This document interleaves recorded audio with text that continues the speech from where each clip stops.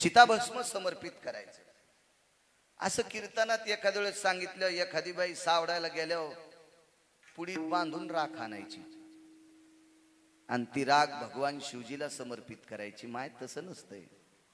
त्याच्या पाठीमागं शास्त्र आहे, त्याच्या पाठीमागं नियम आहे, त्याच्या पाठीमागं काही एक संहिता लावलेली आहे. त्यात न्यायानं ती उपासना, ती पूजा करावं लागते.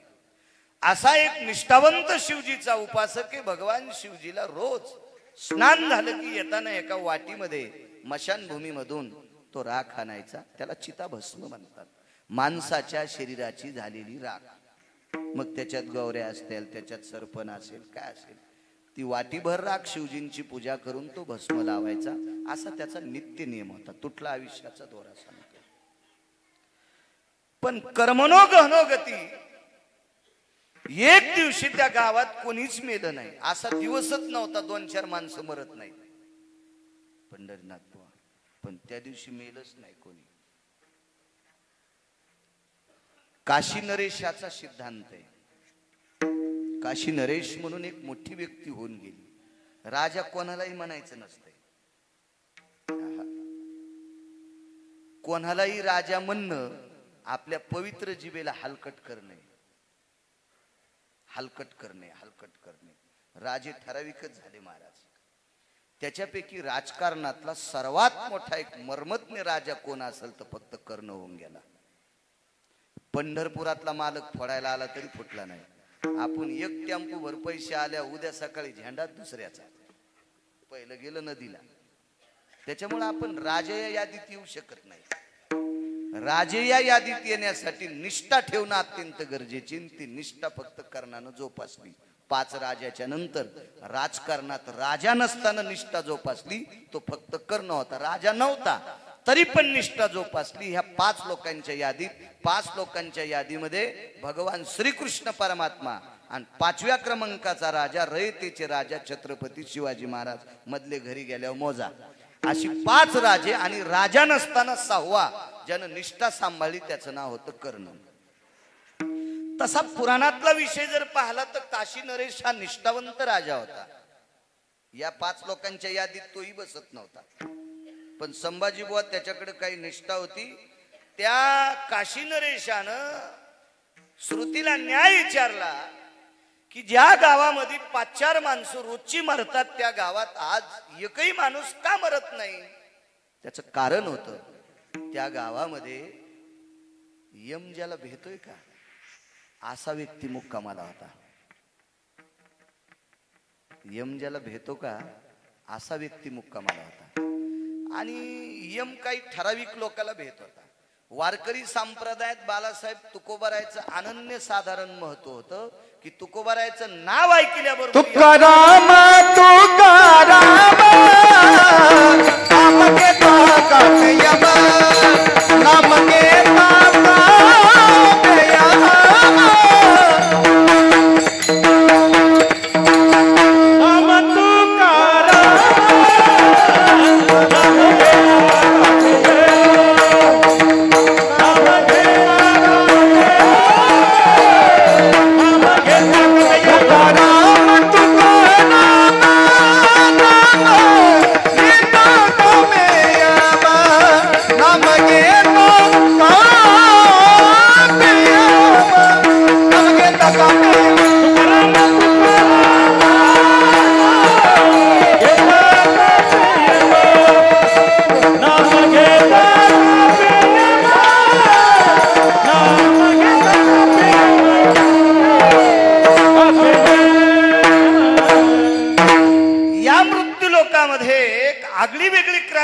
आगळी वेगळी जर शक्ती कोणाकडे असेल तर ती श्रीमंत श्री जगद्गुरु तुकोबारायकडे होती.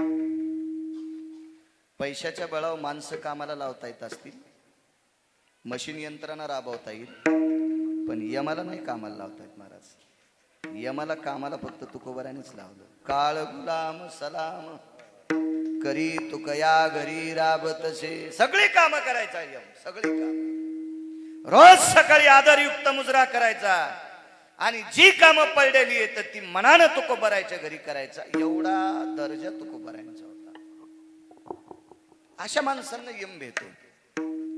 महाराज का भेटतोय यमानं टंगळ बंगळ केली की त्याच्या डोक्यावर पाय देत होते. जगकाल काय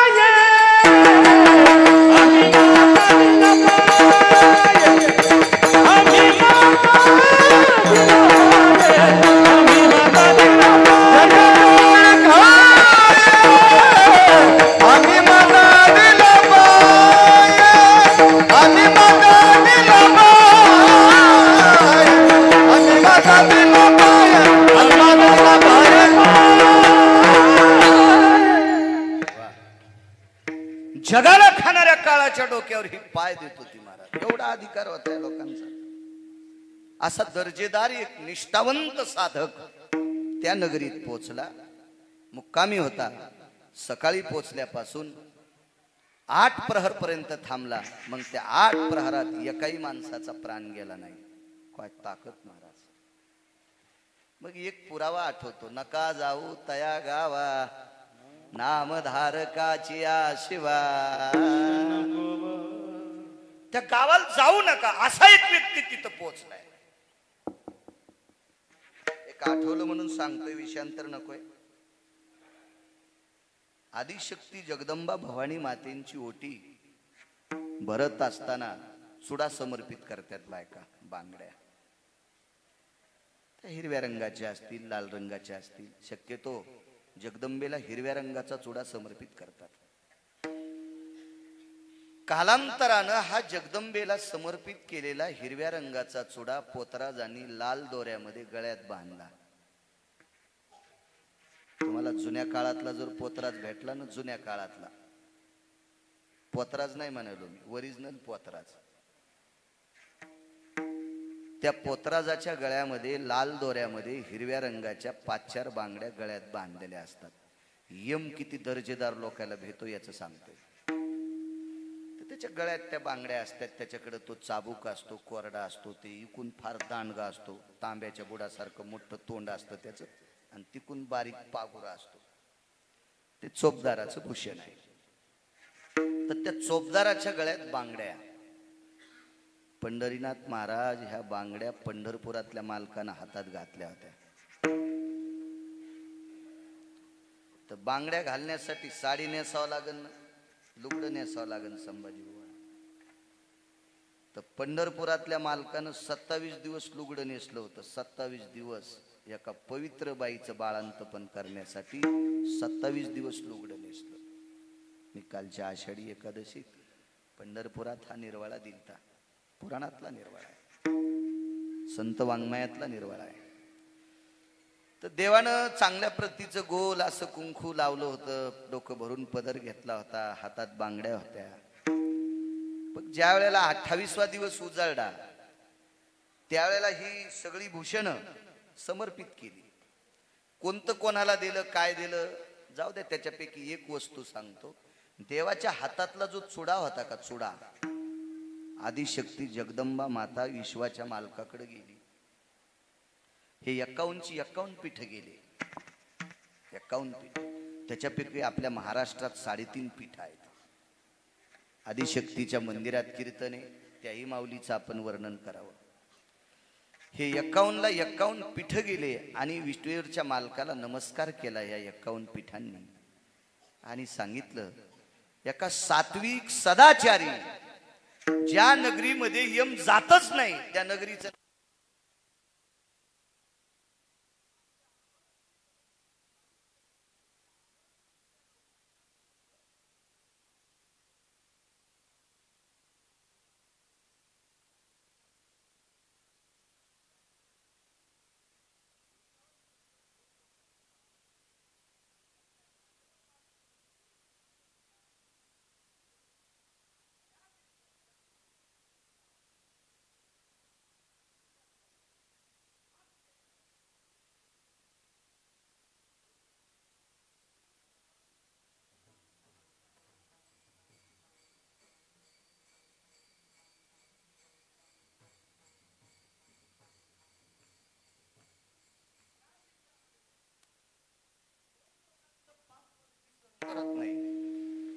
एक राजकारणी लोकांचं पाप आणि परमार्थातल्या कीर्तनकारांचं पाप.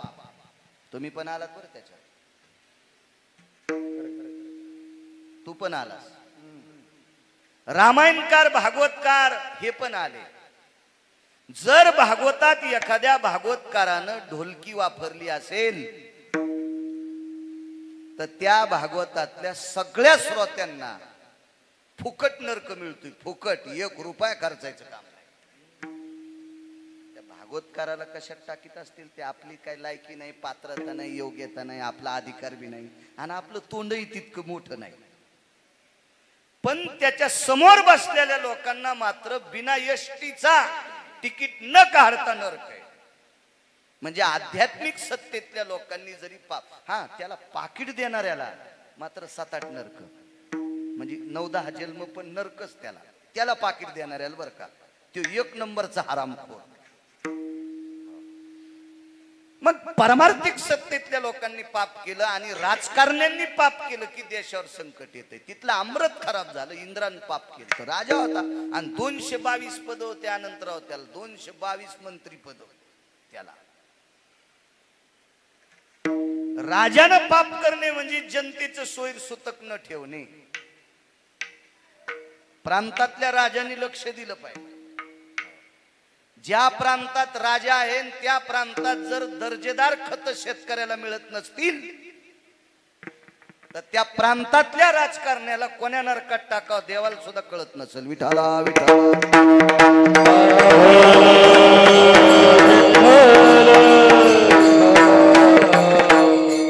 प्रत्येक गोष्टीचं पाप असतंय महाराज, पाप असतंय. ज्याचं दुकान उघडे, असं जगात एकच दुकान उघडे, ते दुकान फक्त शेतकऱ्याचं आहे.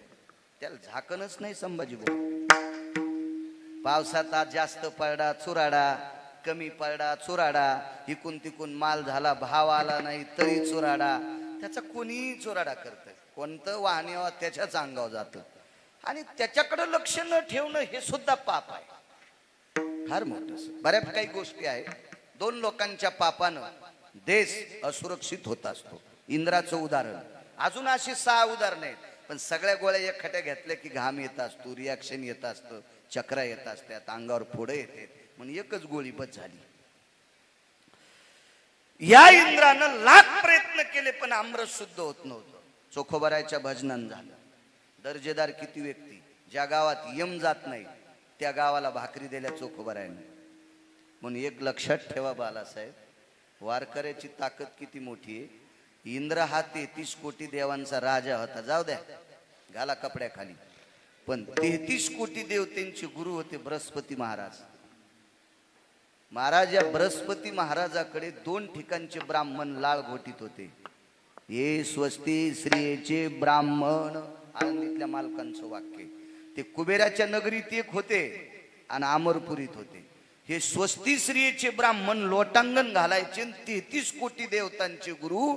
ज्या वेळेला अमृत शुद्ध झालं त्यावेळेला इंद्राला विचारलं कोणी केलं, तर महाराष्ट्रातला वारकरी मंगळवेढ्याचा. आणि हे बृहस्पती एक एकादशी सोमवारी आलती, आणि त्या सोमवारच्या एकादशीच्या दिवशी ऐरावत हत्तीवर बसून बृहस्पती खाली आले. इंद्र आणि त्याची बायको जयंत त्याचा मुलगा, जयंती त्याची कन्या, त्याचा जावाई सुद्धा एका कीर्तनात नाव सांगितलेलं आहे. हे सगळं कुटुंब पुष्पक विमानात आलं. भगवान शिवजी आणि पार्वती आई साहेब नंदीवर बसून आल्या. इंद्रानं ऐरावत हत्ती बृहस्पती महाराजांना दिला आणि बोरीच्या झाडाखाली बृहस्पती महाराजांनी चोखोबरायला लोटांगण घातलं. म्हणजे जगातला तत्ववेत्ता जर कोणाच्या पुढे वाकत असेल तर तो फक्त वारकऱ्याच्या पुढे वागतो. जगात इतका वारकरी मोठा आहे, वारकऱ्यासारखा मोठा जगात कोणीच नाही. आयशे ब्रह्मवेत्ते अपरंपार नय नामधारका बरोबर, एवढा वारकरी मोठा आहे. आणि जिथं यम जाऊ शकत नाही त्या लोकांना जीव घालायचं काम वारकऱ्यानं केलं. असा दर्जेदार वारकरी, त्या वारकऱ्याच्या पत्नीचं बाळांत पण पंढरपुरातल्या मालकानं केलं आणि बाईचं वेश घेऊन केला. आणि त्या बांगड्या जगदंबेनं मागितल्या आणि मग जगदंबेच्या खना नारळावरच्या ओटीतल्या बांगड्या भूषण म्हणून या देशातल्या पवित्र पोतराजानं गळ्यात घातल्या. वाक्य नीट ऐका, पवित्र पोतराजानं, पेणाऱ्या नाही. कधी कधी काही काही गोष्टी लक्षात ठेवल्या पाहिजे. आपल्या भारतीय संस्कृतीत दर्जेदार लोकांना किंमत आहे.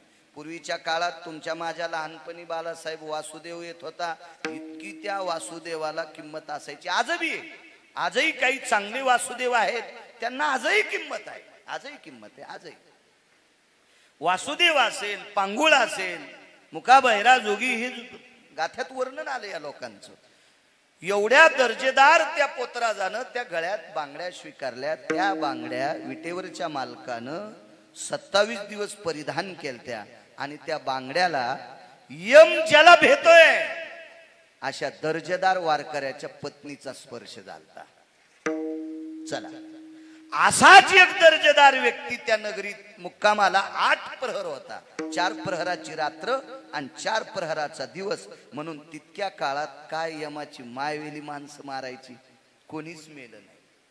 मग त्या दिवशी त्या व्यक्तीला चिताभस्म समर्पित करायचं, त्याचा नियम मोडणार. तो घरी आला, देवाला स्नान घातलं, शिवजीच्या त्या दिव्य अशा लिंगाला स्नान घातलं, दह्या दुधानी मधानी सगळं काही स्नान घातलं, बिल्वदळ समर्पित केला. तो सात्विक होता, तो सदाचारी होता. आता ही लोक पाणी घालतेत ना, खेकडे खाणार पण तांबे घेऊन चालले. खेकडे खाणार, आमच्या सारख्याच ऐकून खेकडे खाणार सुद्धा तांब्या घेऊन. अरे खेकड्या, तुया जवळून गेल्यावर खेकड्याच्या नांग्याचा वास आला आणि शिवजीच्या गोळ्या संपल्यात कर तू उद्धार करायला. काय करतील माणसं, काही मिळच नाही. यायनं तर इतकं अतिक्रमण केलं की कोण्यात माणसाला पाया पडू देईन. आता महादेव यायने इकतच घेतलाय. हो, आणि तुम्ही जातच जाऊ नका, लांबून शिवजीला नमस्कार करा, नाही एखाद्या बाईन तांब्या आणला तर दात पडतील.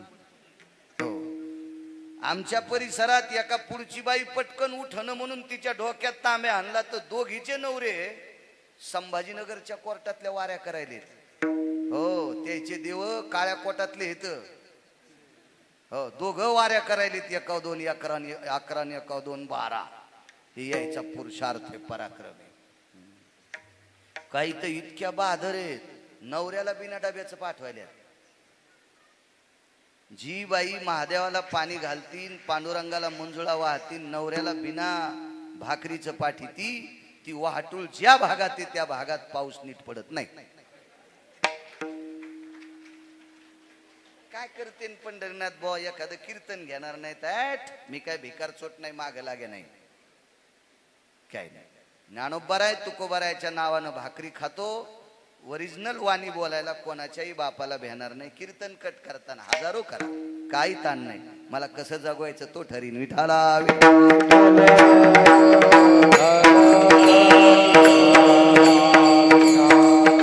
माझ्या माईंनो राग येऊ देऊ नका. तुमच्यावर इतकं प्रखर बोलणं माझा एक स्वार्थ आहे. एक स्वार्थ आहे, मी देशात ज्या पवित्र भारत देशातली मातीमध्ये उगवलेली भाकरी खातो, त्या भारत देशामध्ये तेजस्वी मुलं जन्माला घालायचं काम तुमचं आहे. आणि तुम्ही चूक केल्याच्या नंतर मुलीवरचं आणि मुलावरचं तेज कमी होतंय आणि हा देश सांभाळायची ताकद त्यांच्यात राहत नाही. म्हणून तुम्ही चुका करणं कामा नाही.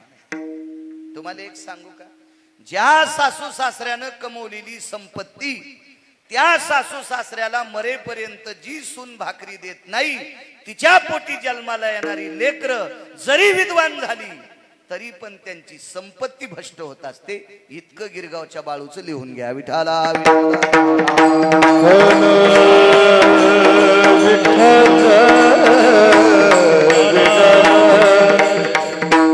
जी बाई आपल्या कपाळाच्या मालकाचा आदर करत नाही, महादेवाला पाणी घालतील, पांडुरंगाला मंजुळा वाहती, जी नवऱ्याचा आदर करत नाही, तिला दोन्ही देव मानित नाही, हे गिरगावच्या बाळूचं लिहून घ्या. विठाला विठाला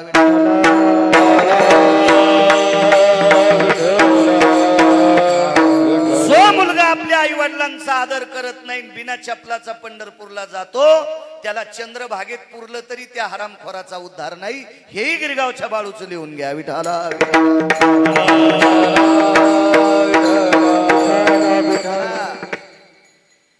घरी आला, देवाची पूजा केली, शिवजींची पूजा केली, इतर काल तर संभाजी बाबा, आणि पूजा करत असताना ठरलेल्या नियमानुसार आवाज दिला, लक्ष्मी. बाहेर ना आवाज आला जी. कोणाची बायको आवाज द्यायला जी म्हणती त्यानं हातवरी करा बरं. मै म्हणत नाही, मी आधीच सांगतो. तुमची कोणाची म्हणती करा ना हातवरी करी. जी म्हणती का ए जी मालक कोणाची म्हणती हातवरी करा ना. 150 एकरवाल्याची, 200 एकरवाल्याची, लय पैशावाल्याची, बिन पैशावाल्याची करती का. कशी हवा गेली.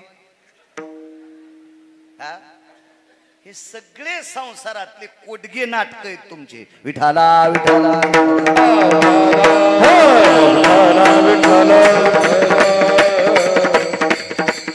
मी काय आरोप करत नाही, मी आवाजच द्याचं काम पडत नाही, त्याच्यामुळे मी जी म्हणत नाही. मला काही कामासाठी आवाज द्याचं कामच नाही, त्याच्यामुळे जी शब्द ऐकायची गरजच नाही. तुमचं ठरवून घ्या काय काय चालू आहे. तर विठाला विठाला विठाला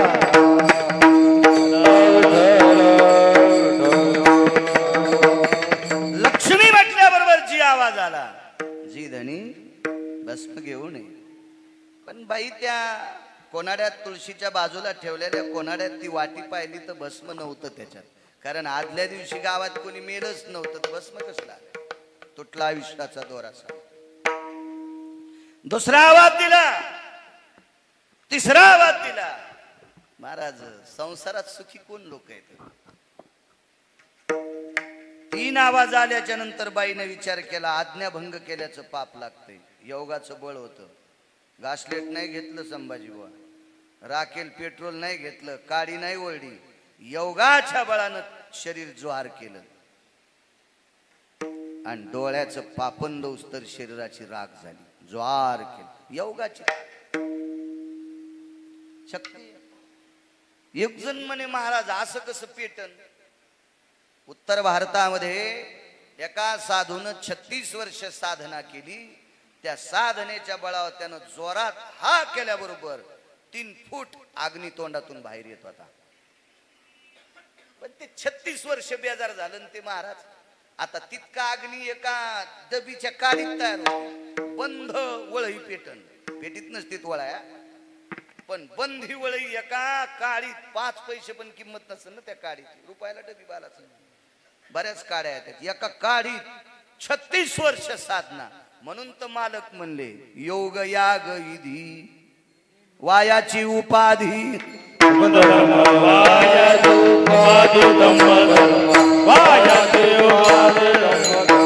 योग याग विधी येणे नोवे सिद्धी. योग याग विधी येणे नोवे सिद्धी. योग याग येणे नोवे सिद्धी. योग याग येणे नोवे सिद्धी.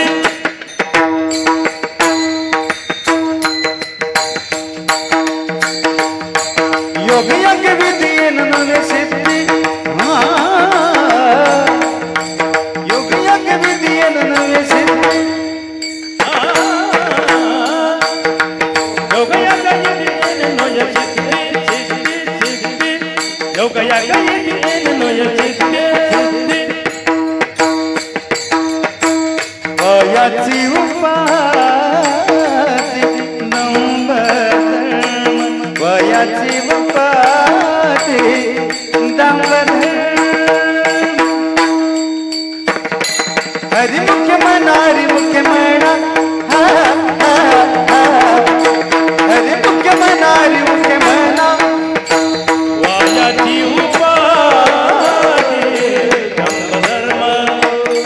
वायाची उपाधी धर्म. हरिमुख्य म्हणा हरिमुख म्हणा. हरिमुख म्हणा. हरिमुख म्हणा. हरिमुख्य म्हणा हरिमुख्य म्हणा. हरिमुख्य म्हणा हरिमुख्य म्हणा. हरिमुख्य म्हणा हरिमुख्य म्हणा.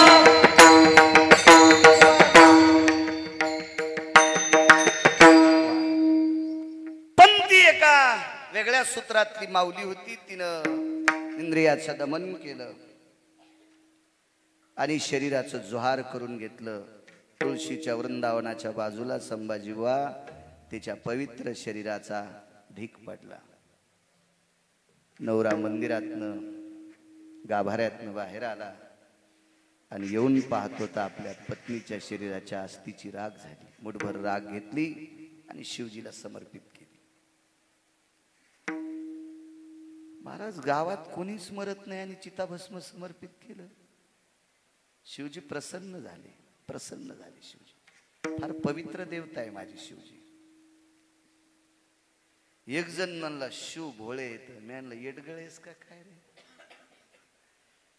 भोळा म्हणजे कोण? विश्व ज्याच्या डोळ्यात आहे त्याला भोळ म्हणत असतात का? तो भोळा वेगळा आहे. शिव भोळा चक्रवर्ती, त्याचे पाय माझे चित्ती. तो अधिकारी, ते भोळ पण वेगळं आहे. तुम्ही समजतात ते भोळ नाही, वेगळं भोळ.